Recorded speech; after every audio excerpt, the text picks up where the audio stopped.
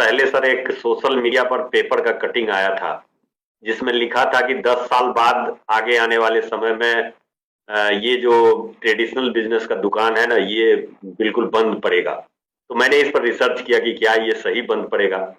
तो मेरे को लगा सर कि आगे आने वाला समय जो है वो हिंदुस्तान का जो कस्टमर है, हिंदुस्तान का जो ग्राहक है, वो अब क्वालिटी ओरिएंटेड हो रहे हैं। कहीं ना कहीं कोरोना भी इस पर कुछ थोड़ा सा काम किया है और लोग अब क्वालिटी ओरिएंटेड हो गए हैं। लेकिन जो ट्रेडिशनल बिजनेस है उसका जो व्यवस्था है वो व्यवस्था है कि 5 रुपया प्रोडक्ट मैन्युफैक्चरिंग पर और 5 रुपया डिस्ट्रीब्यूशन सिस्टम पर वो बांटती है।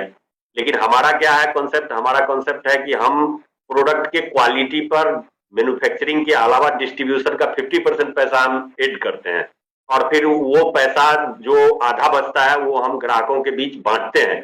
और इसलिए बांटते हैं कि वही ग्राहक इसको प्रमोट करते हैं। और प्रमोट क्यों करेंगे? तो प्रमोट करने का आधार हमारे पास फेस वैल्यू तो नहीं है, लेकिन हमारे प्रोडक्ट का वैल्यू है। हमारा क्वालिटी ही हमारा वो आधार है जिस आधार पर हम लोगों को कन्विंस करते हैं। इसीलिए बार बार सभी साथी बताते हैं कि इसमें सीखना पड़ता है। यानी प्रोडक्ट तो हम लोग जिंदगी भर इस्तेमाल करते हैं, लेकिन न जाने मैंने अपने जीवन में देखा सर कि मैं अपने जीवन में कितने साबुन को घस चुका। लेकिन जब मैं डायरेक्ट सेल इंडस्ट्री में आया, आरसीएम बिजनेस में आया, तभी मैंने जाना कि साबुन में भी कुछ क्वालिटी होता है, क्या टीएफएम होता है, क्या ग्रेड होता है, क्या बाथ सोप होता है, क्या टॉयलेट सोप होता है। तो ये जो एक जानकारी है, ये जानकारी डायरेक्ट सेल इंडस्ट्री ही दे सकता है। तो 10 साल बाद क्या सही में ट्रेडिशनल बिजनेस में जो ये दुकान चल रहे हैं वो बंद हो जाएंगे? तो मेरे को लगता है कि जो लोग अब क्वालिटी ओरिएंटेड हो रहे हैं, कुछ तो कोरोना की वजह से और कुछ हमारे जैसे, आपके जैसे नए भारत के निर्माण के लिए इस अभियान में जो काम कर रहे हैं, ऐसे लोग जो क्वालिटी के बारे में लोगों को बता रहे हैं, तो वो कहीं ना कहीं आगे आने वाले समय में इफेक्ट डालेगा बाजार पर। और चूंकि हमारे यहाँ 55 करोड़ आबादी कहीं ना कहीं उस बाजार व्यवस्था की वजह से बीमार पड़े हैं, लाइफ स्टाइल डिजीज के चंगुल चंगुल में फंसे हैं। तो अब वो भी एक आधार बनता है। वो लोग भी जागरूक हुए हैं, कोरोना भी जागरूक किया है। और ये सिस्टम इसलिए चलेगा और वो सिस्टम इसलिए नहीं चलेगा कि वो लोग यदि अपने डिस्ट्रीब्यूशन सिस्टम के मार्जिन को हटा के क्वालिटी के को इम्प्रूव करेंगे तो उनके बाजार का प्रमोशन खत्म हो जाएगा।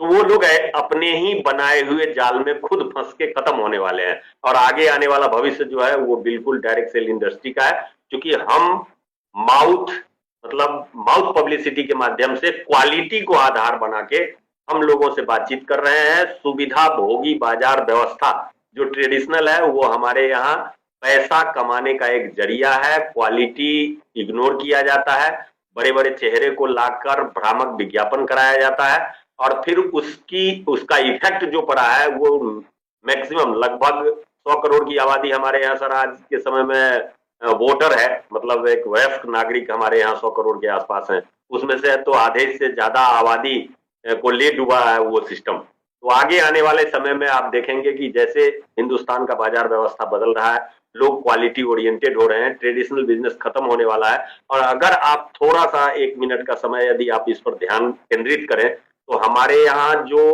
अभी हिंदुस्तान यूनिलीवर है या टाटा है, बड़ी बड़ी इंडस्ट्रीज है जो एफएमसीजी सेक्टर या अदर सेक्टर में काम कर रही है, वो लोग आज से 50 60 70 80 साल पहले 10,000 से बिजनेस शुरू किया था, 15,000 से बिजनेस शुरू किया था, 20,000 से बिजनेस शुरू किया था और हजारों करोड़ का आज उनका सेटअप है, हजारों करोड़ का टर्नओवर है उनका एनुअल।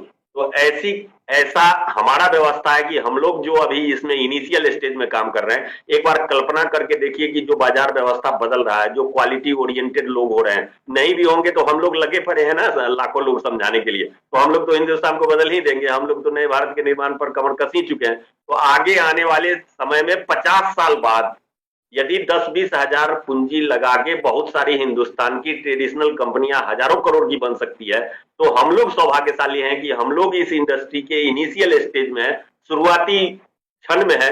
अभी 10 आदमी का टीम है, 20 आदमी का टीम है, 50 आदमी का टीम है, 100 आदमी का टीम है, 500 आदमी का टीम है। इस पर डोंट माइंड, अभी इस पर विचार करने की आवश्यकता नहीं है। 10-20-25 साल 50 साल आप लगे रहिए और कल्पना करके देखिए कि शायद हिंदुस्तान में 50 साल बाद जब आपकी पीढ़ी होगी, आप नहीं होंगे लेकिन हजारों करोड़ का टर्नओवर आपके नीचे हो रहा होगा। कोई इसमें आपका पूंजी नहीं लग रहा होगा, कुछ भी नहीं लग रहा होगा। तो विजन बड़ा करने का जरूरत है, 10 साल बाद आगे बढ़ के देखने की जरूरत है कि क्या बदलाव आने वाला है। उस बदलाव, क्योंकि औद्योगिकरण हिंदुस्तान में शुरू हुआ, तो उस औद्योगिकरण के माहौल में जो लोग छोटे से पूंजी से भी उस व्यवसाय को शुरू कर दिए, आज 25-50 साल बाद वो हजारों करोड़ का टर्नओवर कर रहे हैं। उसी तरीके से जो समय बदल रहा है, उस बदलाव के समय में यदि 10-20 लोगों के साथ भी ये का ही हमारा टीम है, तो आप कल्पना करके देखिए, हो सकता है कि उस समय में टेक्नोलॉजी नहीं था तो उनको हजारों करोड़ का टर्नओवर करने में 50 साल लगा, लेकिन अब दुनिया बदल चुकी है, टेक्नोलॉजी हाई हो चुका है, बदलाव जैसा अंजित सर ने भी कहा कि 5G आ गया है, 6G आ जाएगा, और आगे आने वाले समय में न जाने कैसा कैसा टेक्नोलॉजी आ रहा है। होम डिलीवरी हमारे यहाँ भी शुरू हो चुका है। तो ऐसी परिस्थिति में उनको हो सकता है कि 50 साल लगा हो, लेकिन हम यदि 10 साल और 20 साल इस प्लेटफॉर्म पर टिक जाए तो हजारों करोड़ का टर्नओवर हमारा भी हो। ऐसा ये ताकत है इस प्लेटफॉर्म। Thank you sir.